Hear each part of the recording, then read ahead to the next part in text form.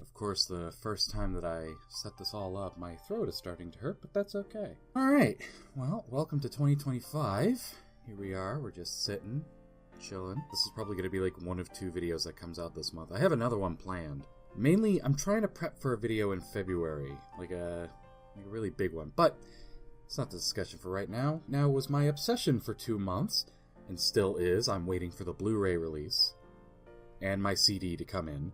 Wicked, which is an adaptation of the Broadway play of the same name, and a book, I think it's like the Times of the Wicked Witch of the West. And I gotta tell you, from what everybody has told me, I think it's best that I went into this movie completely blind. Like, I remember seeing advertisements for it, but I didn't see any of the press tour thing or anything like that. Or, there was like a controversy with Cynthia Erivo? Cynthia. Where somebody had edited the movie poster to look like the Broadway poster. I didn't see any of that, because, I mean, I didn't really care about Wicked.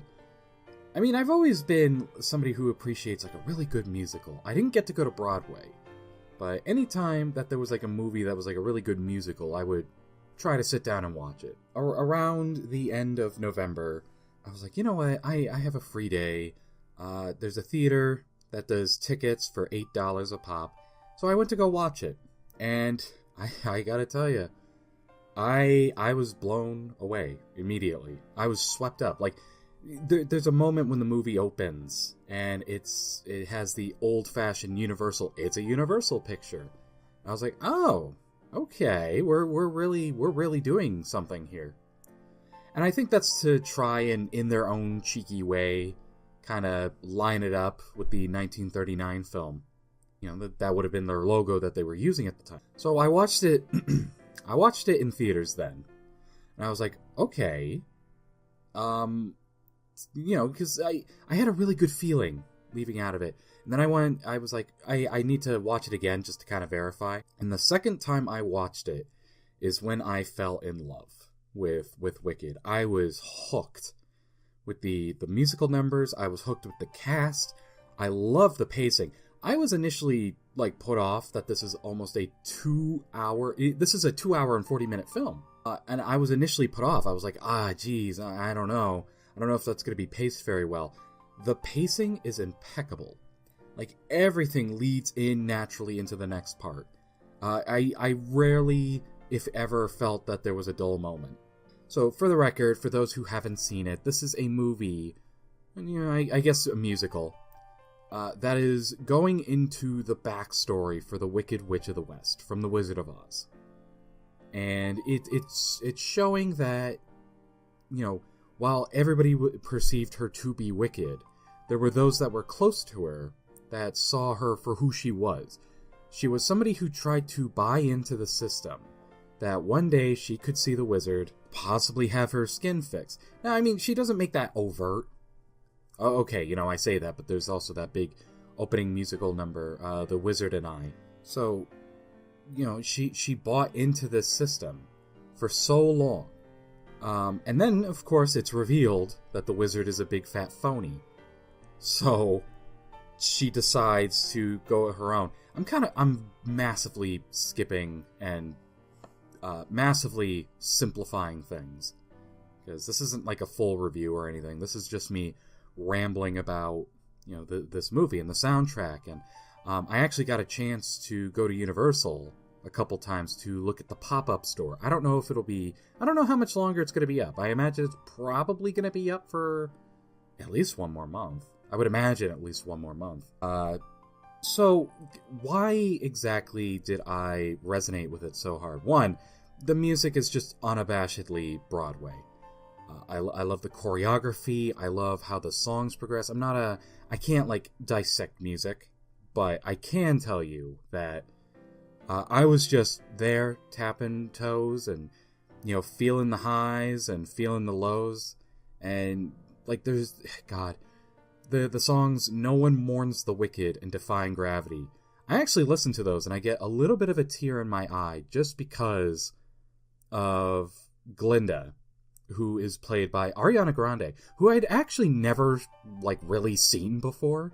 I mean, I'd heard the name, but I'd never, like, heard of her. You know, I've never even seen her. So this is, like, my very first introduction to her. She nailed it.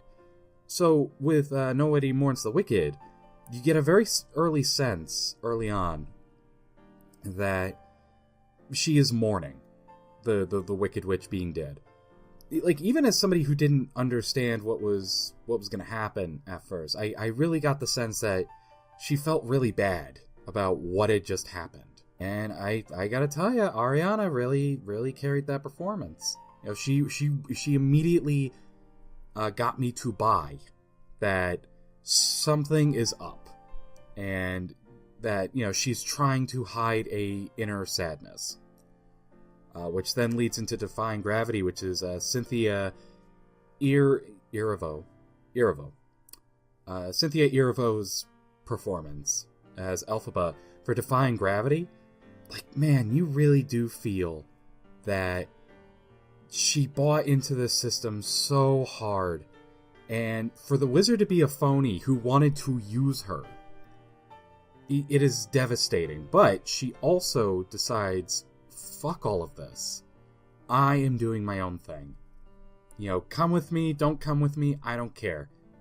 I am going to go my own way now. I understand that there's complaints with the movie. I mean, I more or less think the cinematography is fine. The colors are okay. Some people really thought it looked drab, but I don't know. In theaters, it worked. Maybe I'll have to watch it on Blu-ray. Maybe I'll have to get a rip. And maybe they're making a commentary, because one of the big plot points of the movie is that Oz experienced like a big drought. The wizard came. There's another lady named Miss Morrible, Madame Morrible, who's able to manipulate the weather. So maybe there's still something going on. Or maybe it is just slightly drab. I don't know. But for me, the colors work. Like, when the colors pop, they really pop. So, just, I for like 2 or 3 months, I have been kind of just riding that high of, you know, this, I really enjoy the themes of friendship here. And now, I mean, I don't know if they're gay or not. They could be. It's more than likely that's what they're going to be leaning into. I don't mind, of course, but, you know, just the themes of these two initially hating each other. So, Elphaba and Glinda, they go to a university called Shiz University. Elphaba originally isn't even supposed to be going there. Her sister, Nessa Rose, is supposed to be going there. And, you know, through complications, Elphaba ends up attending this school with Nessa. And by the way, I find it fascinating. You're welcomed into Oz, and it's big, it's bombastic, it's, you know, fuller than life, and just how derogatory everybody is. Like, the phrase that I've always gotten from it is beautifully tragic. Like, that's something that they say very early on for Nessa Rose, who's in a wheelchair. And I think even Elphaba says tragically beautiful, or something like that. Just, if you are not a human in Oz, in like an approved skin color, yeah, good luck with anything. But through circumstances, Elphaba and Glinda, they end up together. They hate each other. But you really buy, as the movie goes along, that they truly become friends. And, you know, maybe even like a little bit more. And of course, there's other characters involved with this. There's Bach, who's from Munchkinland. He really wants to be with Nessa. Not with Nessa. He wants to really be with Glinda. But, you know, Glinda isn't really into him. So she's like, hey, why don't you go with Nessa Rose? And you really get the sense that Bach is, like, not that he hates Nessa Rose, but he really just wants to be with Glinda. And there's also Prince Fiero. He's like a big shot and really starts falling for Elphaba. Like, his whole thing is like, you know, whatever. Don't, just be shallow. Don't really think about it that hard. But you can kind of tell that his attitude is starting to change on that a little bit as the movie goes on. And, you know, just all of it swept me up. Maybe it's because I haven't, you know, I remember watching a video recently, and I wish I could say which one. But they had expressed that movies in theaters for a while have not given you this, like, fluttery, excited feeling when you get home. You know, that most... You come home and you're like, alright, that was pretty decent. You know what? I even liked it. But it doesn't leave you with that fluttery feeling for wanting more. Now, I don't want to speak to that, but I can say that I've had similar experiences where I'm like, yeah, no, I mean, I enjoyed myself.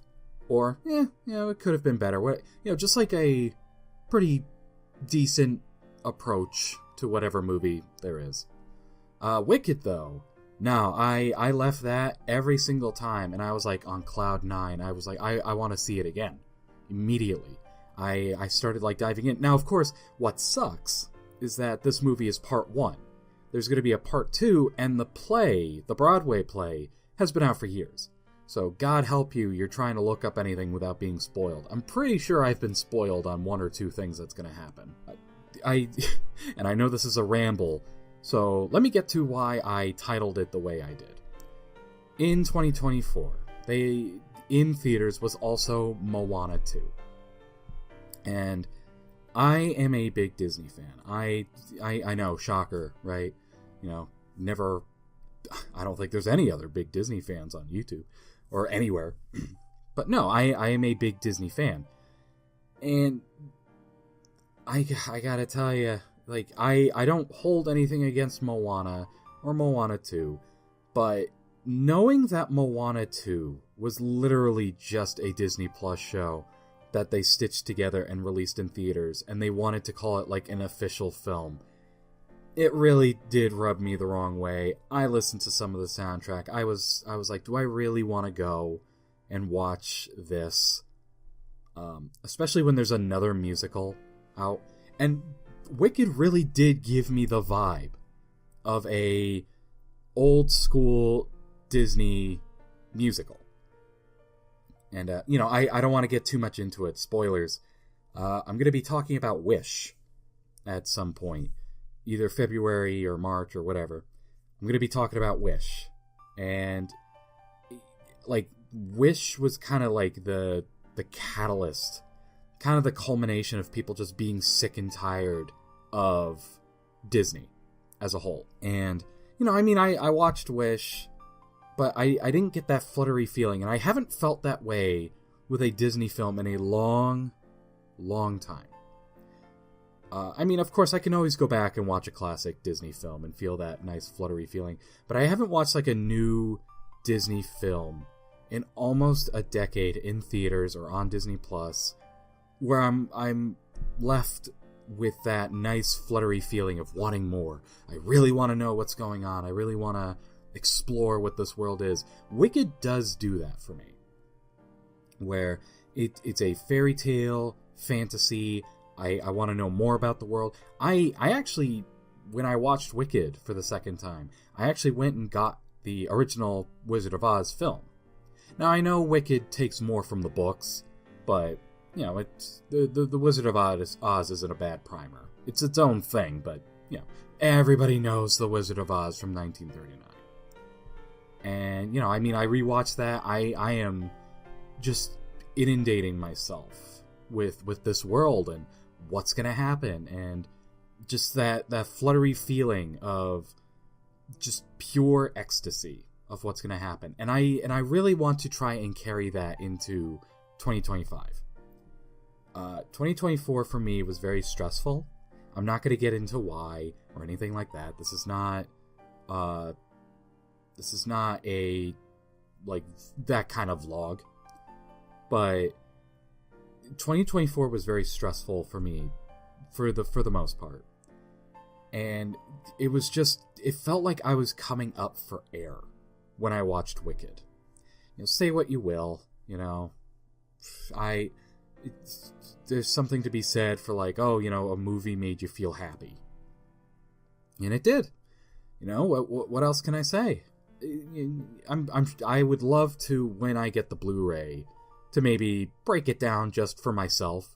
We don't need another video talking about, like, why Wicked is great. But, I mean, who knows? Maybe I could find something. Who knows? But yeah, no, I want to carry into 2025 that fluttery feeling of things will be okay, things are exciting, there are things to do, and there are things to look forward to. And I think on that note, I'm going to leave you guys just with that thought of, things will be alright, things will be okay, and there are things to look forward to. And things are going to get tough, things are going to get hard, but there's always something around the corner that you didn't know that you wanted.